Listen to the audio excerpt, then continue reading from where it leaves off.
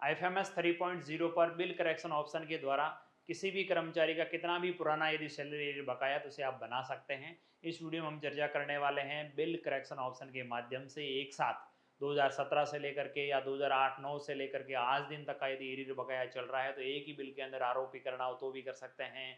आप किसी प्रकार कटौती करना चाह रहे हैं तो भी कर सकते हैं। सारी चीज़ें एक ही बिल के अंदर आप बना सकते हैं अंदर तालिका के अनुसार। जिस तरह से हम लोग पे मैनेजर में पहले एक साथ बहुत बड़ा एरियर बना सकते थे, उसी तरह से IFMS 3.0 पर भी ऑप्शन डाल दिया गया है बिल करेक्शन ऑप्शन, जो लंबे समय से चल रहा है। इस पर जो अपडेशन हुई है, आप किस प्रकार से एक्सेल को तैयार करेंगे, सारी चीज़ें आप लोग इस वीडियो में डिस्कस करने वाले हैं। साथियों, मैं गजेंद्र बिश्नोई एक बार पुनः आप सभी का हमारे नए चैनल गजेंद्र बिश्नोई में हार्दिक स्वागत करता हूँ। ये चैनल आप सभी के लिए नया है, क्योंकि जो हमारा पुराना चैनल था वो किसी कारणवश बंद हो गया, उस पर हम लोग वीडियोज़ नहीं डाल पा रहे हैं। तो अब नए वीडियोज़ इसी चैनल पर आने वाले हैं। आपने अभी तक सब्सक्राइब नहीं किया है, कृपया चैनल को सब्सक्राइब अवश्य कर लीजिएगा। चलिए वीडियो प्रारंभ करते हैं। सबसे पहले आप लोगों को डीडीओ लॉगिन में आना है, एचओ लॉगिन में नहीं जाना है, क्योंकि बिल से संबंधित जितनी भी प्रोसेस होती है वो डीडीओ लॉगिन में होती है। डीडीओ लॉगिन में आएंगे, अप्रूवल रोल को आप सेलेक्ट रखेंगे और यहाँ पे पहुँचते हैं। यहाँ पे साथियों बिल्स ऑप्शंस के अंदर सैलरी एरियर और ये बहुत सारे ऑप्शन दिख रहे हैं। इसके नीचे ऑप्शन जोड़ा गया है बिल करेक्शन ऑप्शन, आपको दिख रहा होगा बिल करेक्शन। इस पर हम लोग जैसे ही क्लिक करते हैं तो आप जिस भी व्यक्ति का बिल बनाना चाह रहे हैं, ऑल करें तो सारे कर्मचारी आपके आ जाएंगे। नाम के थ्रू आप सर्च करना चाहें तो कर सकते हैं, एम्प्लॉय आईडी के थ्रू, ग्रुप के थ्रू सर्च करना चाहें, उस कर्मचारी को सर्च कर लें और उसे सेलेक्ट करें। जैसे हम लोग सेलेक्ट करते हैं तो यहाँ पे ऑप्शन आएगा आपके सामने साथियों। सबसे पहले आप लोगों को डाउनलोड फॉर्मेट, हमें डाउनलोड फॉर्मेट करना है। एक्सेल जब हम लोग डाउनलोड करेंगे तभी जाकर के आगे हम लोग डाटा इसको कंप्लीट कर पाएंगे। डाउनलोड फॉर्मेट पे क्लिक करते हैं। डाउनलोड फॉर्मेट में क्लिक करते समय आपको यहाँ पे सैलरी एरियर एक ही ऑप्शन दिखेगा। यहाँ पे किस कारण से आप सैलरी एरियर बना रहे हैं वो कारण आपको सिलेक्ट करना है, जो भी कारण आपको सूटेबल लगे। बिल करेक्शन का रीजन, आपको क्यों बना रहे हो बिल करेक्शन, वो आप यहाँ पे डालेंगे, अदर्स कर सकते हैं। इफेक्टिव डेट फ्रॉम, मैं 1 जनवरी 2017 से 31 मार्च 2026 तक का लगभग 9 साल का एरियर है वो प्रोसेस कर रहा हूँ। 9 साल का एरियर है वो एक ही बिल के अंदर प्रोसेस हो जाएगा साथियों। तो 1 जनवरी 2017 से लेकर के 31 मार्च 2026 तक मैंने डेट सेलेक्ट कर ली। जो अपन पे एंटाइटलमेंट हिस्ट्री से बिल बनाते हैं उसके अंदर आप लोगों को जब भी बेसिक डीए जब भी चेंज हुआ उस समय अलग अलग हिस्ट्री क्रिएट करनी होती है, लेकिन इस बिल करेक्शन वाले ऑप्शन से आप सारा का सारा एक साथ ही बना पाएंगे। यहाँ बिल टाइप के अंदर सैलरी बिल आपको रखना है और यहाँ पे आपको ध्यान रखना है रेगुलर सैलरी ही सिलेक्ट करना है। देखिए यहाँ पे 3 ऑप्शन आते हैं, रेगुलर सैलरी, डीए एरियर और एरियर। कई साथी क्या करते हैं, यहाँ पे एरियर सेलेक्ट कर लेते हैं। एरियर सेलेक्ट करने पर आपको जो जो एरियर के बिल बने हैं वो एंट्रीज ही आएगी, लेकिन आपको ध्यान रखना है यहाँ पे रेगुलर सैलरी ही आपको सेलेक्ट रखना है। रेगुलर सैलरी सेलेक्ट रखेंगे और यहाँ पे अलाउंस और डिडक्शंस आपको सेलेक्ट करना है। उस कर्मचारी को किस तरह के अलाउंस और किस तरह के डिडक्शंस आप करना चाह रहे हैं, जैसे बेसिक देना चाह रहे हैं, एचआरए देना चाह रहे हैं, डीए देना चाह रहे हैं, इनकम टैक्स काटना चाह रहे हैं, जो जो आप करना चाह रहे हैं आपकी अंतर तालिका के अनुसार जो जो अलाउंस और डिडक्शंस उस पर आपको देने हैं वो आप यहाँ पे सेलेक्ट करेंगे। ठीक है साथियों, ये करने के बाद डाउनलोड फॉर्मेट पे क्लिक करेंगे। यहाँ पे आप जो जो अलाउंस और जो जो डिडक्शन सेलेक्ट करेंगे वो ही अलाउंस और डिडक्शन आप आगे जाकर के बना पाएंगे। इसलिए ध्यान रहे आपको अलाउंस और डिडक्शन सही, यदि आप आरओपी करना चाह रहे हैं तो आरओपी भी सिलेक्ट करें, 1 2 3 इसका कोड है। उसके अलावा जीपीएफ कटौती करना चाह रहे हैं तो आपको जीपीएफ डिडक्शन भी सिलेक्ट करना है, इनकम टैक्स सेलेक्ट करना है। जो भी आप करना चाह रहे हैं वो सारी चीजें जो देना चाह रहे हैं और जो काटना चाह रहे हैं वो सारा यहाँ पे सिलेक्ट करेंगे और डाउनलोड फॉर्मेट पे क्लिक करेंगे। जैसे डाउनलोड फॉर्मेट पे आप लोग, जैसे मैंने देखा आरओपी कर रहा हूँ मैं, डाउनलोड फॉर्मेट पे जैसे ही क्लिक करूंगा तो यहाँ एक्सेल डाउनलोड होगी साथियों। एक एक्सेल डाउनलोड होगी, उस एक्सेल को आप लोग खोलेंगे। मैं एक्सेल खोल रहा हूँ, ये एक्सेल मैंने खोली। यहाँ पे उस टाइम का बिल नंबर आएगा। अभी आप एक एक करके अपन लोग समझने का प्रयास करेंगे कौन से कॉलम में अपने को छेड़खानी करनी है और कौन से कॉलम में नहीं करनी है। जब इतना बड़ा लंबा एरियर आप बना रहे हैं सबसे पहले आप लोगों को फिल्टर लगा लेना चाहिए। यहाँ पे 1 नंबर जो आपको दिख रहा है 1 2 3 4, यहाँ इसको रो को सेलेक्ट करिएगा ऐसे ऑल ओवर, जैसे मैं कर रहा हूँ। देखिए मैंने इस पूरी रो को सेलेक्ट करते हुए यहाँ पे फिल्टर पे क्लिक किया और यहाँ फिल्टर डाल दिया। जैसे ही मैं फिल्टर डालता हूँ उसके बाद मुझे अगला काम क्या करना है, ये फिल्टर क्यों डलवा रहा हूँ मैं साथियों, फिल्टर इसलिए डालना है कि आप लोग देख पा रहे होंगे मैं 2017 से लेकर के 26 तक का बना रहा हूँ। तो आपको क्या करना है, पहले बेसिक लिखना है जनवरी 17, जनवरी 18, जनवरी 19 20, तो जनवरी जनवरी, फिर अक्टूबर अक्टूबर, फिर नवंबर, फिर दिसंबर, फिर फरवरी मार्च, ऐसे यानी सारे सालों का अंतर तालिका के अनुसार ऐसे डाटा फीडिंग कर पाना बहुत मुश्किल होता है। इसलिए आपको शॉर्टकट में डाटा जल्दी जल्दी फीड हो जाए, इसलिए आप लोगों को ये फिल्टर लगा लेना है। उसके बाद आपको यहाँ पे ईयर सेलेक्ट करना है। जैसे यहाँ पे ईयर वाले पे सेलेक्ट करते हैं, इस पे ईयर पे, तो जितने भी ईयर्स हैं वो सारे आ रहे हैं। आप इसे क्या करिए, सेलेक्ट ऑल है, इसे हटा दीजिए। सेलेक्ट ऑल हटा दिया और मैंने एक केवल 2017 को पहले सेलेक्ट किया और ओके पे क्लिक किया। तो 2017 के अंदर जो बेसिक, डीए, एचआरए, आरओपी जो मुझे देनी है वो सब आ रही है। अब मैं एक एक करते हुए यहाँ पे सीक्वेंस थोड़ा ठीक हो गया, जनवरी, अक्टूबर, नवंबर, दिसंबर, फिर फरवरी, मार्च, अप्रैल, मई, जून, जुलाई, अगस्त, सितंबर तक, फिर वापस अलग अलग इस तरह से। आप लोग देख पा रहे होंगे आरओपी के अंदर, इनकम टैक्स के अंदर, जीपीएफ के अंदर किसी तरह के बिल नंबर यहाँ पे शो नहीं कर रहे हैं। वो बिल नंबर कैसे कॉपी पेस्ट करना वो मैं आपको आगे जाके बताने वाला हूँ साथियों। पहले आप क्या करिएगा, यहाँ पे आपको इस वाले कॉलम में तो क्या करना है, ड्यू अमाउंट, यानी उस कर्मचारी को कितना दिया जाना था और कितना दे दिया गया वो यहाँ पे शो कर रहा है। जितना जितना उसको भुगतान कर दिया गया है वो यहाँ पे शो कर रहा है, और जितना दिया जाना है वो हम लोगों को यहाँ पे एंट्रीज डालनी है। कितना दे दिया गया ये यदि आपको लगता है कि बाद में उसको डी एरियर के माध्यम से दे दिया गया या बाद में सैलरी एरियर के माध्यम से दे दिया गया, ये डाटा केवल सैलरी से उठा रहा है। उस महीने में उस कर्मचारी को जितनी सैलरी पे की गई वो डाटा यहाँ पे आ रहा है, क्योंकि हमने सैलरी ही सिलेक्ट किया था आगे। तो सैलरी से जितना दिया गया है वो आपको यहाँ पे शो करेगा। तो ये भी करेक्शनेबल हो सकता है, इधर का डाटा भी आप करेक्शन कर सकते हैं, कोई इश्यू नहीं है। और इधर के डाटा को तो आपको लिखना ही है। ड्यू अमाउंट कितना था वो आप देख लें। अब मैंने क्या करा, अब ऐसे करते हुए सारी एक एक करके मैंने 2017 किया, उसके बाद 2018 का डाटा फीड करूंगा, फिर 17 को हटा के 18 सेलेक्ट करते हुए उसके डाटा फीड कर लो, फिर 18 को हटा करके 19 का सेलेक्ट करके उसके डाटा फीड कर लो। इस प्रकार से ईयर वाइज आप डाटाज को फीड करते जाओ। जब सारे डाटाज फीड हो जाए तो सेलेक्ट ऑल करके वापस वो कर लेंगे, और सेलेक्ट ऑल करते हुए आप लोग फिल्टर को वापस हटा देंगे। फिल्टर नहीं हटाएंगे तो जब आप एक्सेल अपलोड करेंगे तब एक्सेल अपलोड नहीं होगी, आप फिल्टर हटा दीजिएगा। अब दिक्कत आती है कि हमें बिल नंबर का क्या करना चाहिए। आप क्या करिएगा, बिल नंबर यदि यहाँ पे शो कर रहे हैं तब तो ठीक है, 2012 से पहले के तो बिल नंबर भी नहीं दिखाएंगे। उस कंडीशन में क्या करना है, आपको संबंधित कार्मिक का GA55 डाउनलोड करना है।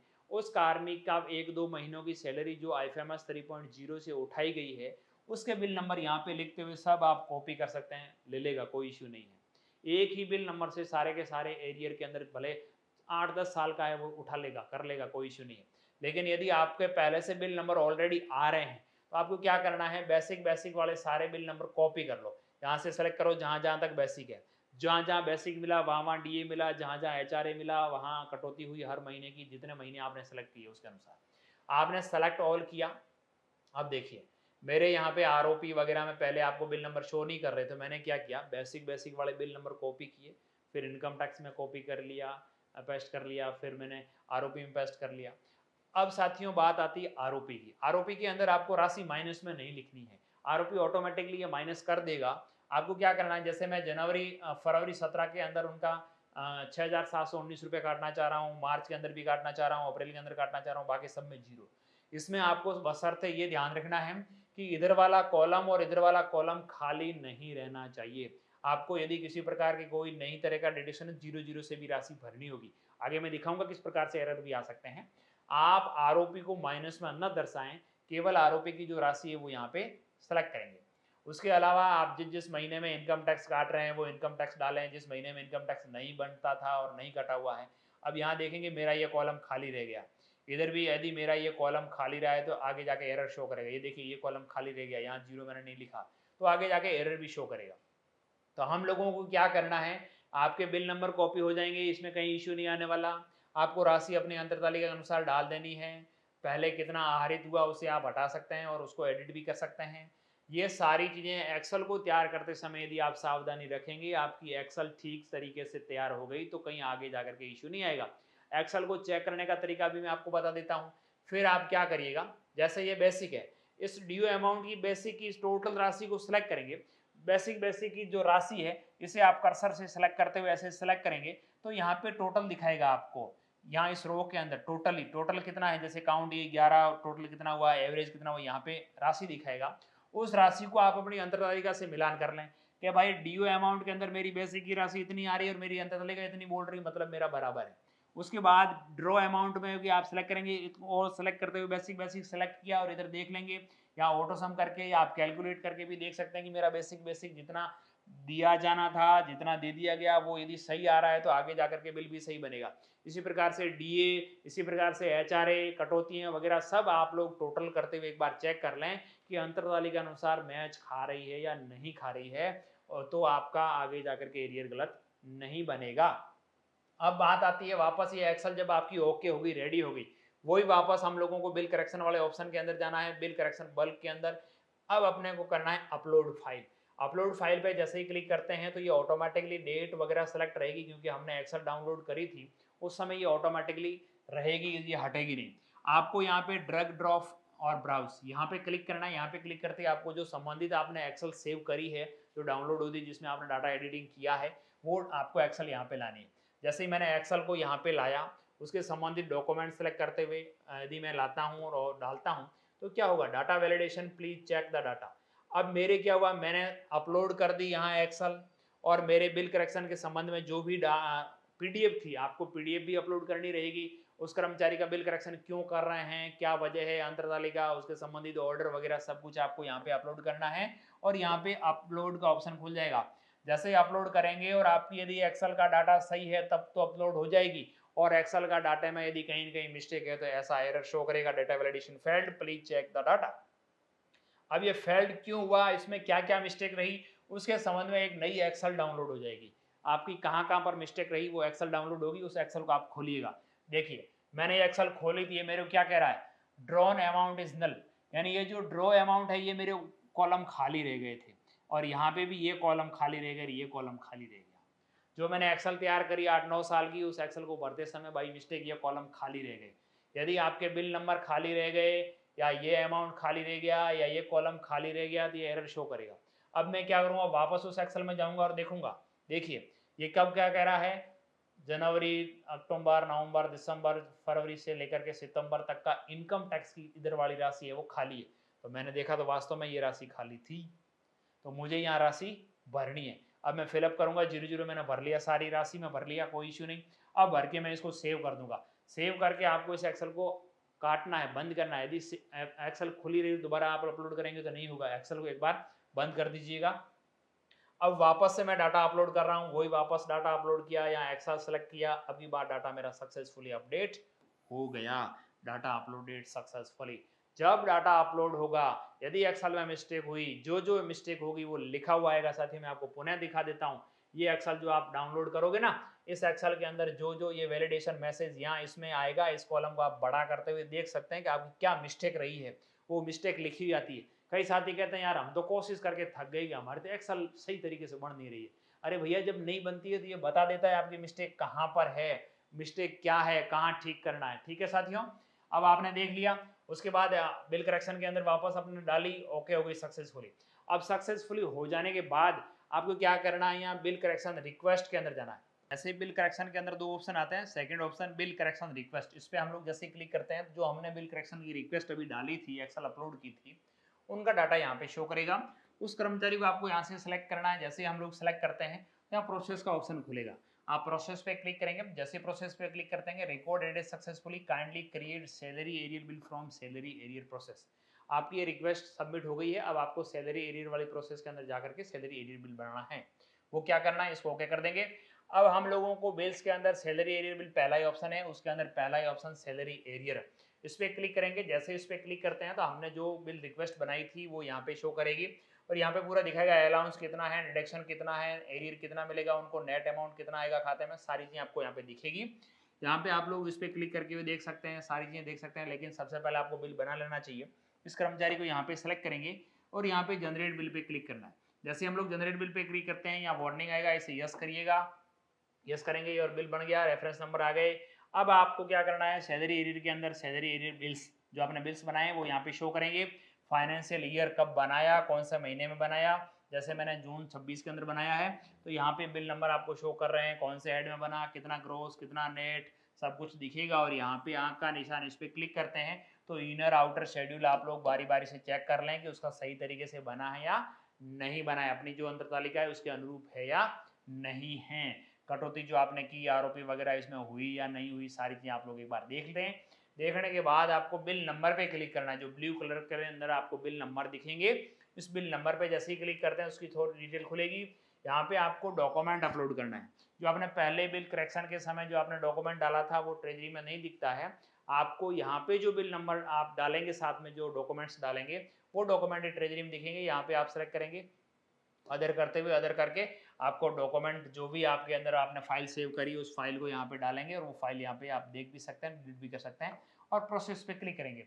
जैसे ही प्रोसेस पे क्लिक करते हैं संबंधित डीडी साहिबान के नंबर पे ओटीपी जाएगा, ओटीपी डालेंगे, बिल है वो फॉरवर्ड सक्सेसफुली हो जाएगा, कहीं कोई इश्यू नहीं आने वाला है। सबसे ज़्यादा ध्यान रखने वाली बात यह है कि आपको एक्सेल के अंदर डाटा सही तरीके से फीड करने होंगे। एक्सेल के अंदर डाटा फीड करते समय एक दो बातें मैं आपको और बता देना चाहूँगा। सबसे पहले आपको बिल नंबर लिखने होते हैं। बिल नंबर आप किसी भी महीने की सैलरी के एक ही बिल नंबर सारे के अंदर डाल के कॉपी करके करेंगे तो भी हो जाएगा, कहीं अटकने वाली बात नहीं है।